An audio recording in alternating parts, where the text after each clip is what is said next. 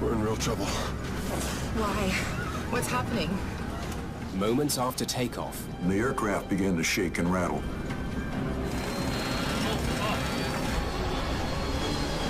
We're going down, Larry. I know it. a 737 plunges into the frozen Potomac River. I thought I was going to die in that airplane that day. A Washington news team captures breathtaking video. It's not fair. This woman's gonna die right in front of us. The images shock the nation. With limited evidence to go on, I don't seem right. The reporter doesn't tell you anything about the engines. Forward. investigators need to try something new. Forward. Lose the crew voices. They turn to an ingenious plan to solve the mystery of Air Florida Flight 90. He should have trusted his instincts.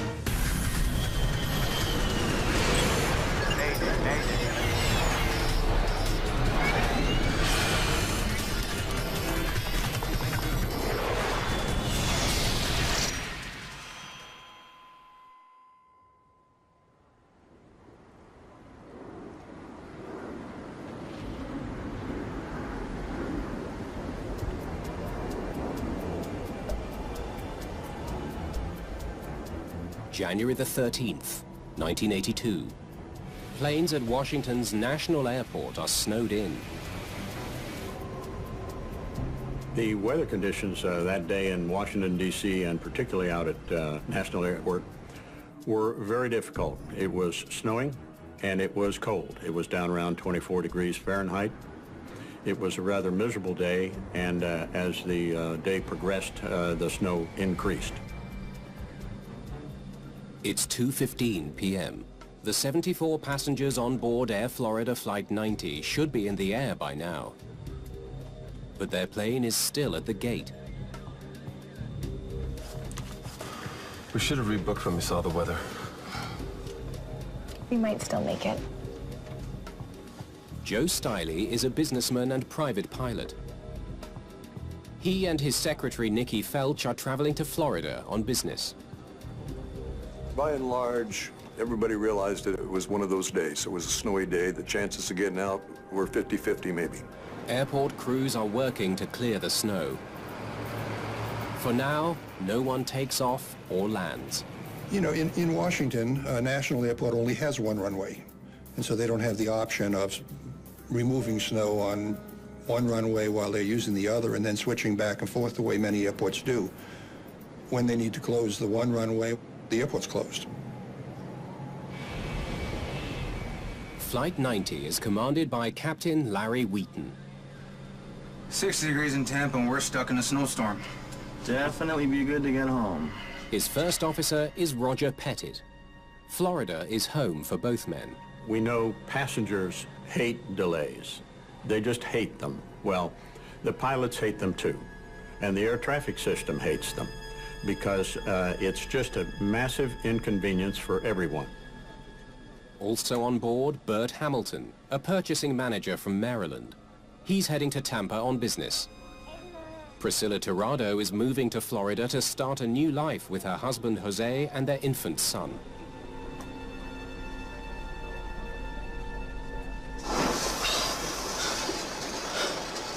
It's just de-icing fluid. I guess we need it. 2:45 p.m. The plane gets de-iced. If they can keep their wings clear of snow and ice, the pilots should be able to take off as soon as the airport reopens. After an hour and a quarter, Tower. National Airport finally reopens. Reopening now. Copy that. Okay, showtime. Controllers now face a massive logistical puzzle. Eastern 133, taxi into position and hold. Eastern 133, position and hold. There are more than 20 planes waiting to take off or land. There would have been a lot of people talking at once trying to figure out, you know, when am I going to get released? When am I going to go? Grumman 1625, turn left, taxi and hold. Winds are 010 at 10. That's the kind of thing that creates a lot of anxiety in the air traffic control tower. 804, we clear to land. Stand by, please, 804. We've got 40 or 50 airplanes on the ground, and they're all trying to be the first one out. Eastern 1551, keep it at reduced. That puts an extra strain on both the ground handling folks and also up in the control tower. Okay, Palm 90, you'll be falling in line behind Apple DC-9. Palm 90. Behind that apple, I guess. Captain Wheaton will take off behind a New York Air DC-9. As the Air Florida 737 taxis to the runway, flight attendant Kelly Duncan makes a final cabin check.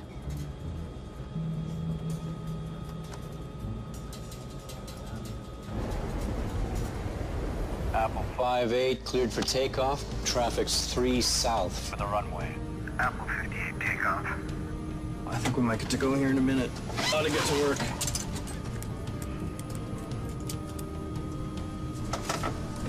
Stabilizer trim set at 5.3.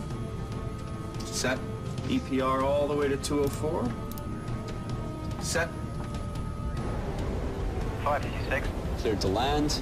Clear to land, 556. A Palm 90, taxi into position. Am you ready for an immediate takeoff? Palm 90. Ladies and gentlemen. We've just been cleared on the runway for takeoff. Flight attendants, please be seated. We got something over the loudspeaker from the crew indicating that we were scheduled for departure. I thought we might never get out of here.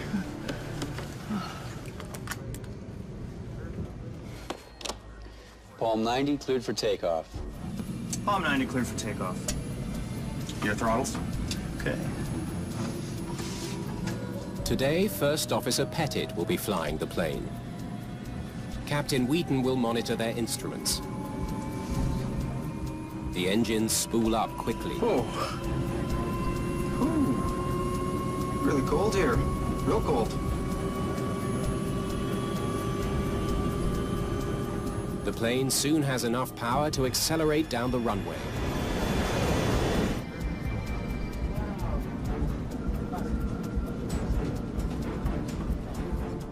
They can't get airborne until they reach takeoff speed, 139 knots. God, look at that thing. That don't seem right. Does it? Yes, it is. There's 80. Huh? Maybe it is right. 120.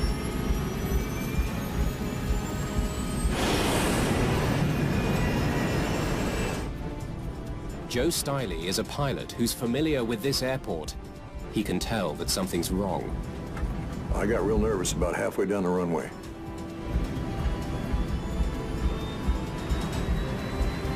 B1.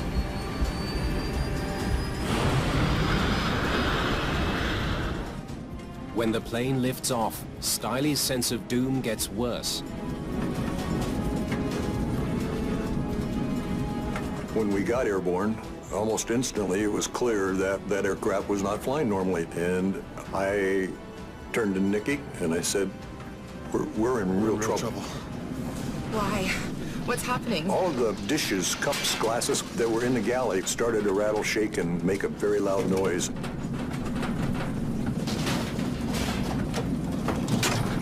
And the aircraft began to shake and rattle. The stick shaker activates, warning the pilots the plane is losing lift. Easy.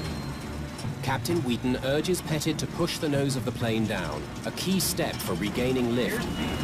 Forward. Forward.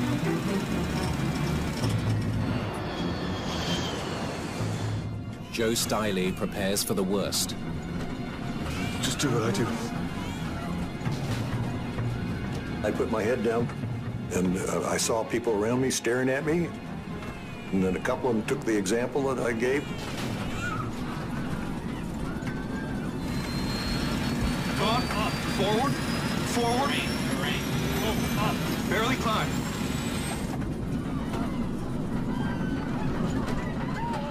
Less than a minute after takeoff, Air Florida Flight 90 is falling to the ground. Stay down. Keep your head down. The crew increases engine power, but it's too late. Larry, we're going down, Larry. I know it. The plane hits a bridge over the Potomac River. Felt like almost like we rotated at 90 degrees, like we were going to somersault or something like that.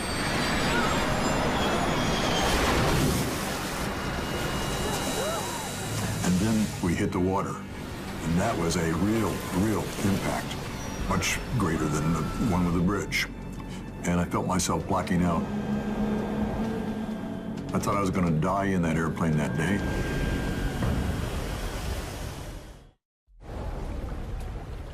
Air Florida Flight 90 is sinking beneath the ice of Washington's Potomac River. When I regained consciousness, I was actually sitting upright in my seat, and the water was starting to come into my mouth and nose. I had a broken foot, broken ankle on both sides. So I got my leg loose, then I did the same thing to Nikki's right leg. I got her out of, she had a summer problem, and I just pulled her by the hand and started heading aft and went over the seats behind me. Of the 79 people on board, 6 escaped from the shattered wreckage and reached the surface. I knew I was out of the aircraft when it ceased to be totally black.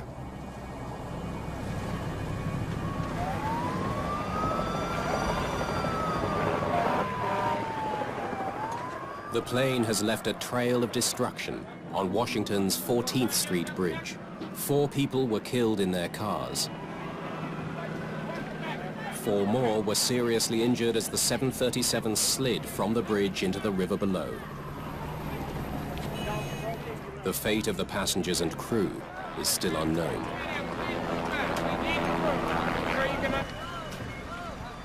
Word of the disaster soon reaches news cameraman Chester Panzer. The assignment desk called on the radio and said, "We heard something about a small plane crash at National Airport." Come in, Chester. You there? There's been a crash at National Airport. We want you to check it out. I started speeding down the highway. By the time Panzer arrives at the crash site, rescue teams are already at work, including a helicopter from the U.S. Park Police. We grabbed our gear out of the trunk. We could hear a helicopter faintly in the distance. We connected our umbilical cable from the camera to the recording deck. We could see a flashing light. And I started rolling. And the first thing I saw was someone being loaded into an ambulance. It's Bert Hamilton, the purchasing manager from Maryland. He's the first passenger rescued from the Potomac River. The rest of the survivors are still battling the icy waters. Flight attendant Kelly Duncan reaches for the rescue line. Beside her, wearing a life vest, is Secretary Nikki Felch. Priscilla Tirado has lost her baby and can see no sign of her husband. She clings to businessman and private pilot Joe Stiley. Once I surfaced there, I looked around, and that airplane was gone except for this little piece of it that I was holding on to. Barely visible to the camera is one last survivor, Arland Williams. He's badly tangled in the wreckage and urges the others to take the lifeline first. There was a fellow who was strapped into his seat right in front of us who couldn't get out because a bunch of cables and things like that had gotten around him, and he was just wired in place there. And then I turned to Nikki and I said, "I'm all broken up and I know I can't swim. My legs aren't working." There was a big gaping hole in the ice with big cracks, and it looked like someone had taken a baseball, thrown it through a window. I looked up and there were probably, it seemed like 10,000 people up on that bridge and along the sides of it looking at us. And we were out there freezing to death. All those people standing up there and nobody could do anything. The river is near freezing and filled with thick ice. It's too dangerous for rescuers to enter the water. Panzer keeps rolling as the helicopter lifts a second person from the river. It's flight attendant Kelly Duncan. She was holding on, and the helicopter was just flying her in.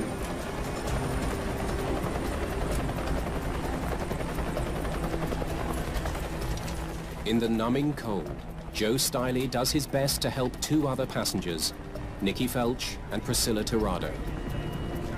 I had Priscilla in a kind of an arm lock on this side, and I had Nikki on this side, but this arm wasn't working very well. And the helicopter began to pull us away into the water. I lost Nikki almost instantly because this whole arm just was dysfunctional. And I had Priscilla under that arm for about halfway across the river, and we started running into the broken ice. I was coming up into those ice packs, one pack after another, and all my ribs ended up being broken. At some point during that, I lost my grip on Priscilla and left her laying there on top of a block of ice. Joe is pulled to safety, but Priscilla Tirado is now stranded and alone. The helicopter drops Priscilla a life ring. I watched her be towed off. I saw her lose her grip on the lifeline. That's when it hit me, and that this woman was going to drown in front of me. She was in the open water, and she's being pushed under the water by the helicopter wash. Then one bystander decides to take action. He didn't think about how cold the water was, didn't think what it would do to him. It's a federal government employee named Lenny Skutnik. He really was a hero in that he had enough guts to do it and just didn't think about the consequences. Lenny reacted. Nobody else did. They were probably all standing around. I wanted to react, but I couldn't. Skutnik's bravery saves Priscilla's life, but her husband and baby are among the dead.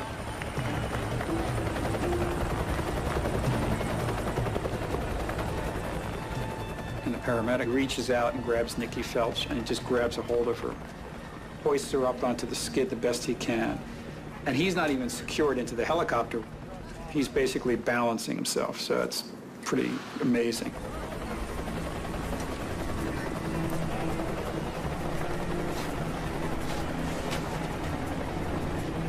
It's now been 45 minutes since Flight 90 plunged into the icy river.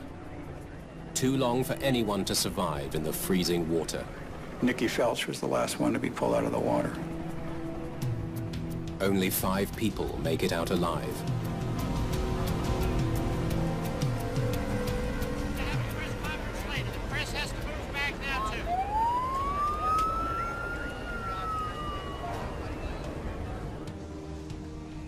Within hours, NTSB investigators are on the job.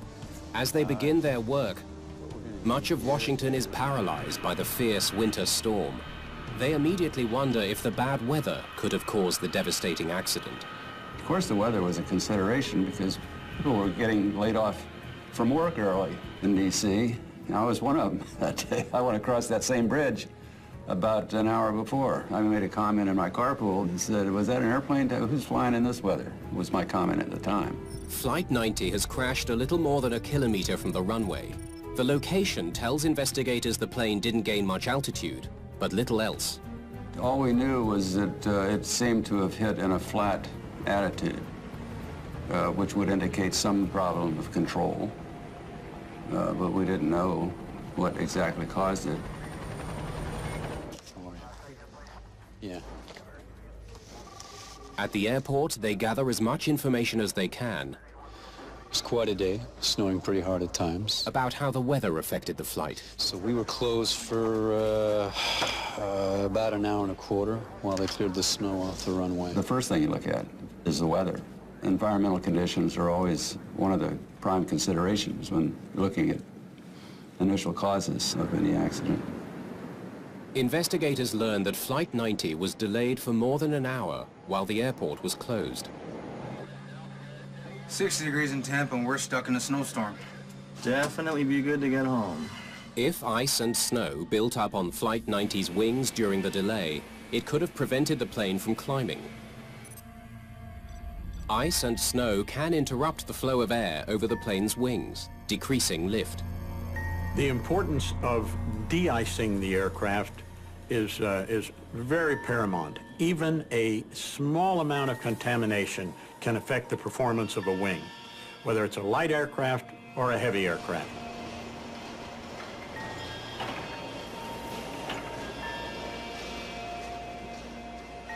They examined de-icing records from the day of the crash.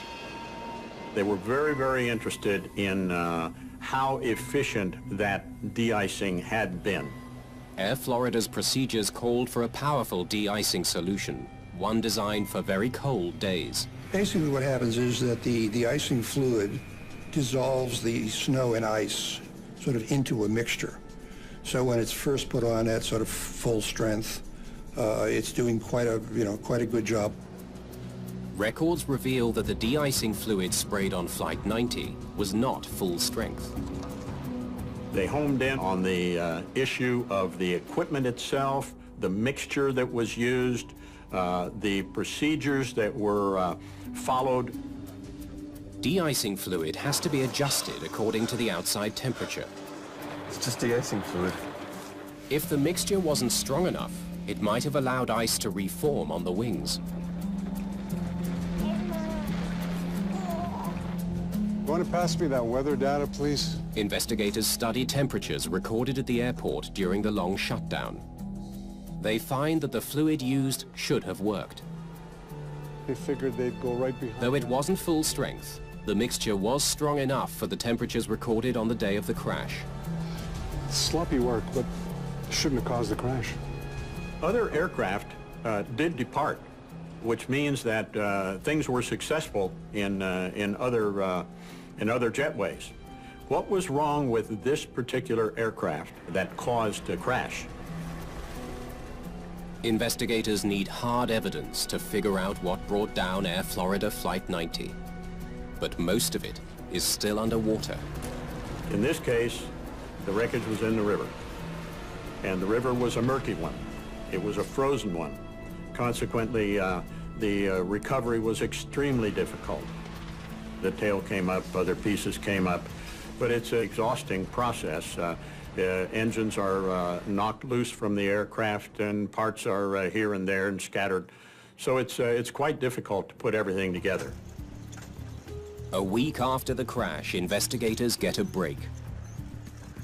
Flight 90's black box flight recorders have been recovered from the bottom of the river. And they appear to be undamaged. In 1982, the Flight Data Recorder, or FDR, captures only a handful of parameters about the performance of the plane. But it's enough to give NTSB investigator John McAdoo a vital clue. Let me know when that's ready. It told us the altitude and the time, and so you knew how long it rolled down the runway before it lifted off. Flight 90 takes 45 seconds to get airborne. 15 seconds longer than usual. Takeoff was very slow. That don't seem right, does it? It took a long time to accelerate. It's got to be something about their engine power. The plane eventually had enough power to reach liftoff speed. V1?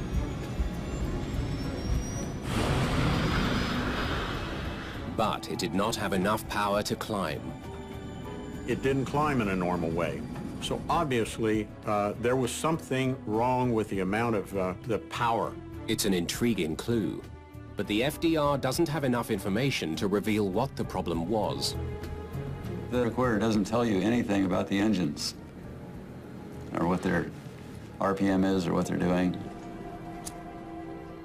McAdoo hopes the cockpit voice recorder will provide some answers.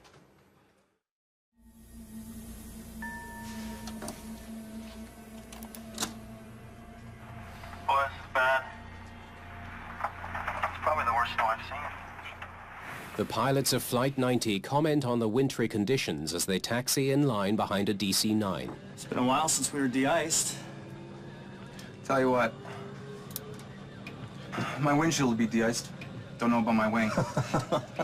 McAdle listens as Wheaton and Pettit discuss removing ice from their plane's wings.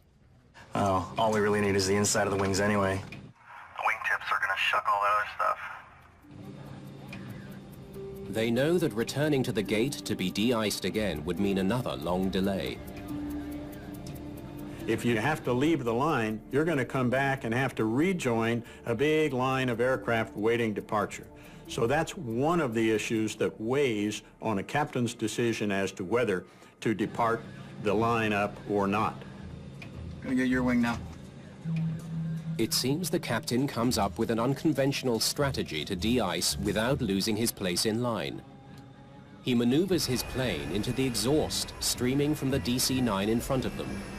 They pulled up in back of another aircraft, a DC-9, thinking that they might be able to warm up and blow off their aircraft. The DC-9's engines expel a 100-kilometer-an-hour blast of 300-degree heat. Did they get yours? Can you see your wingtip? I got a little bit on mine. A little. This wing's got about 1/4 to 1/2 inch on it. All the way. It's a disturbing conversation. One that suggests these pilots were experimenting with an unofficial procedure. But so far, McAdle has heard nothing that explains a loss of engine power. Your throttles? Okay.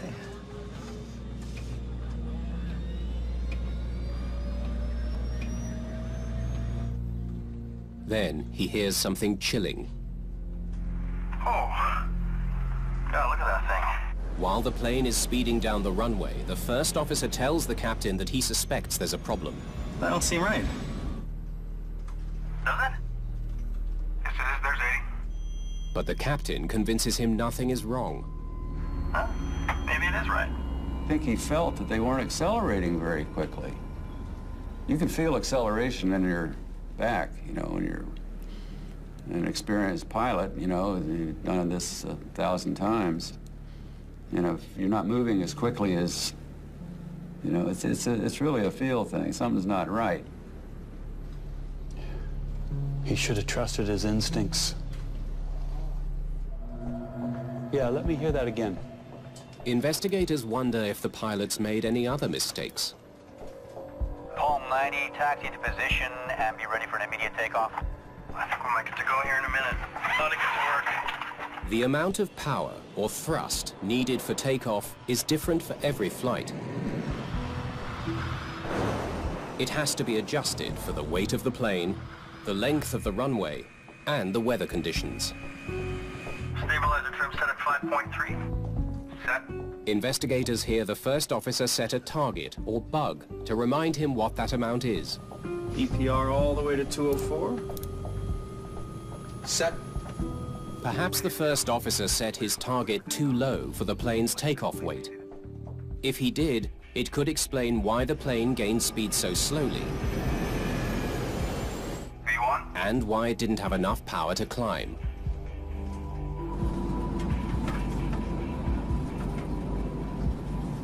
The engines could have been running, but not with enough power or thrust to maintain the airspeed required to get the lift that you needed to stay off the ground.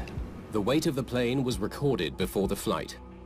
Investigators use this to calculate how much power Flight 90 needed to get safely off the ground. Everything checks out. They weren't overweight. Come on, I've got an idea. With little data from the FDR, McAdle comes up with an unusual way to analyze the power coming from Flight 90's engines. I don't recall it ever being used in any other accident or available for any other accident. He hopes to figure out how much power the engines were providing by analyzing the sound they made. Jet engines contain turbines that make different sounds depending how quickly they're spinning. When the engine needs more power, the turbine spins faster, and the frequency of the sound changes. You ready to go? Yeah. The sound of Flight 90's engines should tell McAdle how much power they were generating. And thanks to the unique design of the 737, with its engines mounted close to the cockpit, He already has a recording of the sound he needs. It's unique in that the sound of the engines is recorded in the background on the cockpit voice recorder. They play back the cockpit voice recorder in a soundproof room. 120.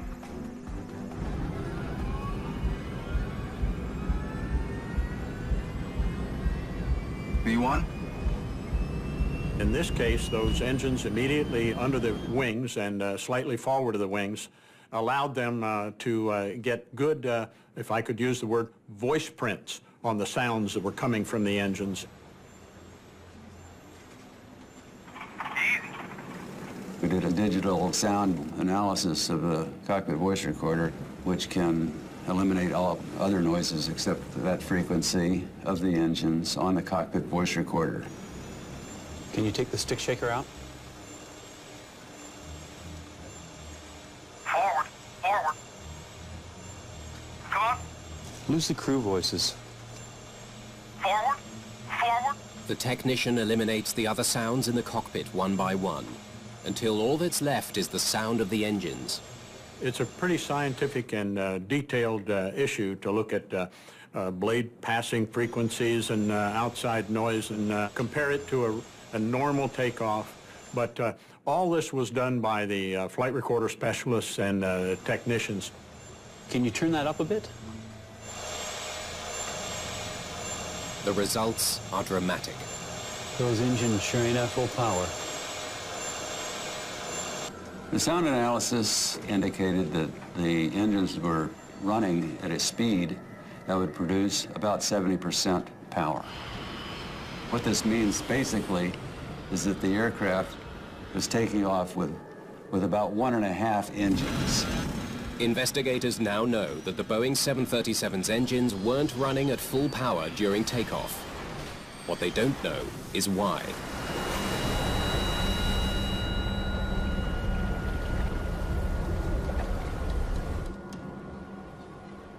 A key piece of wreckage may hold the answer. It's the engine pressure ratio gauge, or EPR, which is connected to a sensor at the front of the engine. It measures the increasing pressure of air passing through the engine to calculate thrust. Your throttles? Okay. The gauge tells pilots when they have enough power to climb. If it was malfunctioning, it might have given the crew a faulty reading. It's a real-time physical indicator of thrust. The first officer had doubts about the EPR gauge. God, look at that thing. That don't seem right. Does it? But the captain made the mistake of focusing only on his speed. Yes, it is. There's 80. Huh? Maybe it is right. A close examination of the EPR gauge reveals something strange. Can't be right. The needle of the gauge is frozen in its final position, and it's displaying an impossible reading. They indicated the engines were producing more power than the engines were capable of producing. That was a huge red flag. Your throttles? It now seems likely that the gauge was showing the wrong reading throughout the short flight. The question is, why?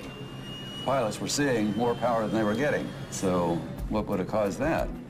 Here. Investigators begin to suspect that the weather may have played a role in the accident after all. They focus on the EPR sensor at the front of the engine. If the tiny sensor was blocked with ice and snow, it might have sent incorrect data to the cockpit. I think we're going to need another plane. McAdoo has no hard evidence that the sensor was blocked, but he decides to follow a hunch. I got a hold of another 737 because I already suspected the engine pressure ratio gauges. He uses a piece of tape to simulate the effect of ice blocking the engine sensor.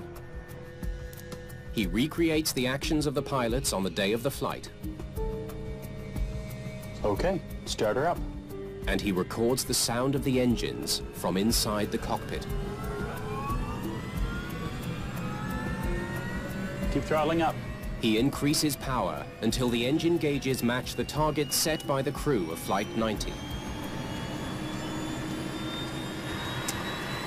Got it. Let's see if I'm on the right track. Blocking the sensors on the test flight should create the same reduction in engine performance as on Flight 90. Both engines should sound identical. Okay, let's see what we've got.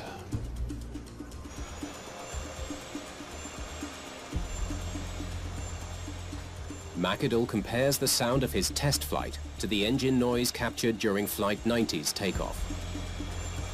That's a perfect match. I concluded that both engines were blocked with something, probably ice, but they were blocked. And the pilots were reading what was required for engine thrust, but that's not what they were getting. Investigators are convinced the crew failed to give the engines more power because the iced-over sensor led them to believe they already had enough.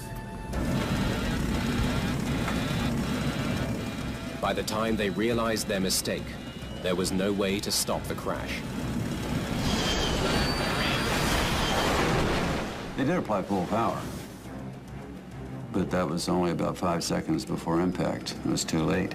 The 737 has an engine anti-icing system that uses heat to keep the sensor clear of ice.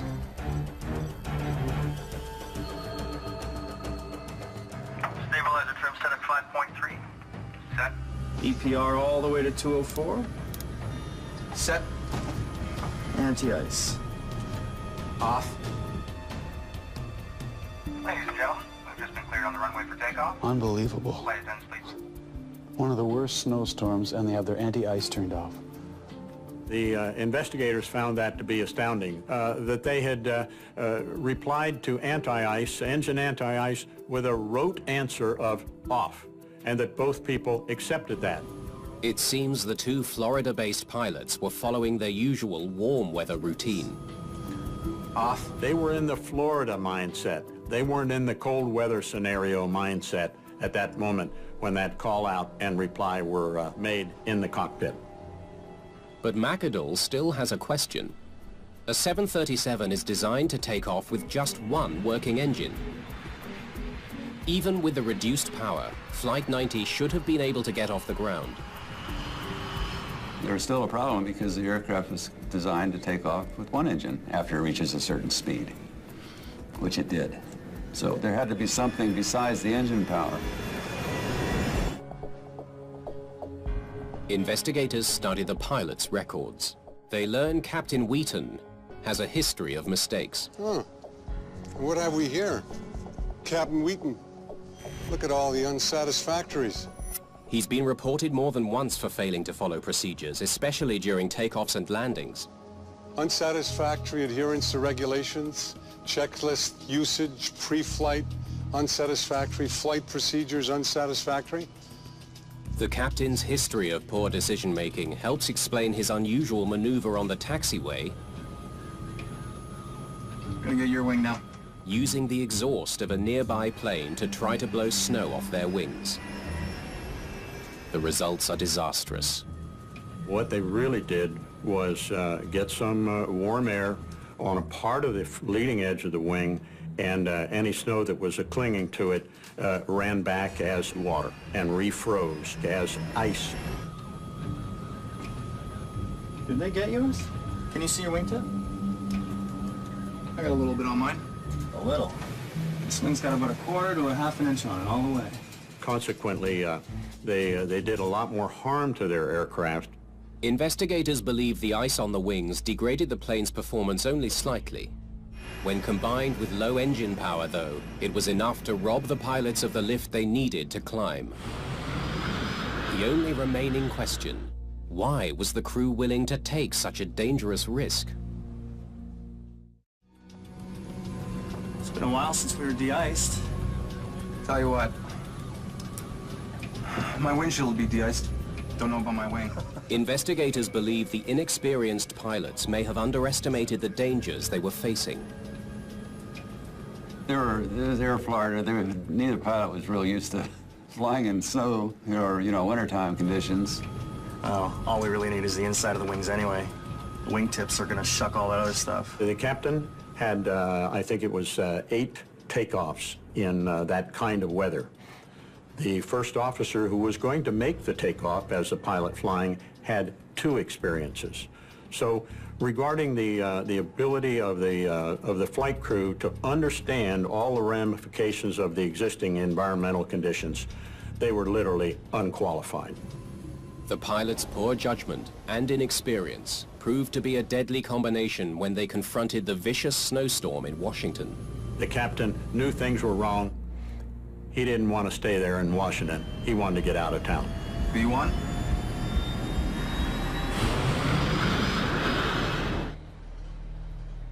The NTSB's John McAdoo has uncovered the precise sequence of errors that led to the fatal crash. Your throttles? Okay. Pettit begins pushing the thrust levers forward, aiming for the target of 2.04 EPR. Because the EPR sensors are blocked with ice, the gauge shoots up quickly and gives the crew a false reading. Oh. Ooh. The Air Florida pilots are unaccustomed to winter flight. Really cold here. Real cold. And attribute the unusual engine behavior to the cold. We hear the co-pilot articulating concern. God, look at that thing. That don't seem right, does it? And yet it's not acted upon by the captain. Yes, it is. There's 80. The captain should probably have said, hey, wait a minute, let's abort this takeoff and let's figure out what's wrong with these engines. B1?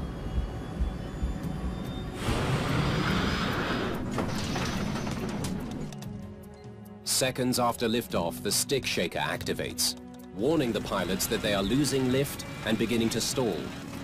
The first officer tries to regain lift. Forward, forward. But with ice on his wings, it's impossible to recover.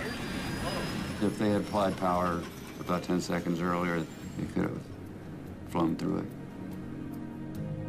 We're going down, Larry. I know it.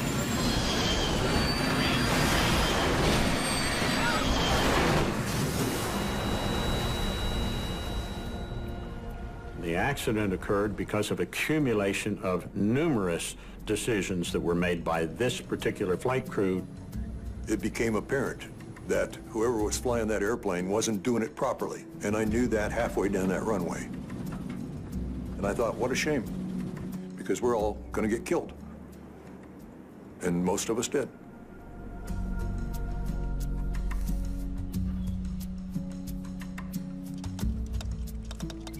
On January the 13th, 1982, a series of errors by the pilots of Air Florida Flight 90 left 78 dead, 5 survivors, and 1 hero.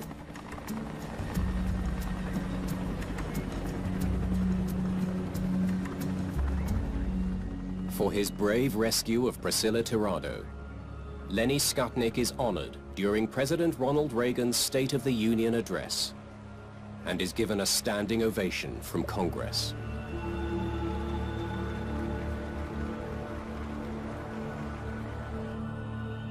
In honor of the man who died during the rescue, Washington's 14th Street Bridge is renamed the Arlen D. Williams Jr. Memorial Bridge.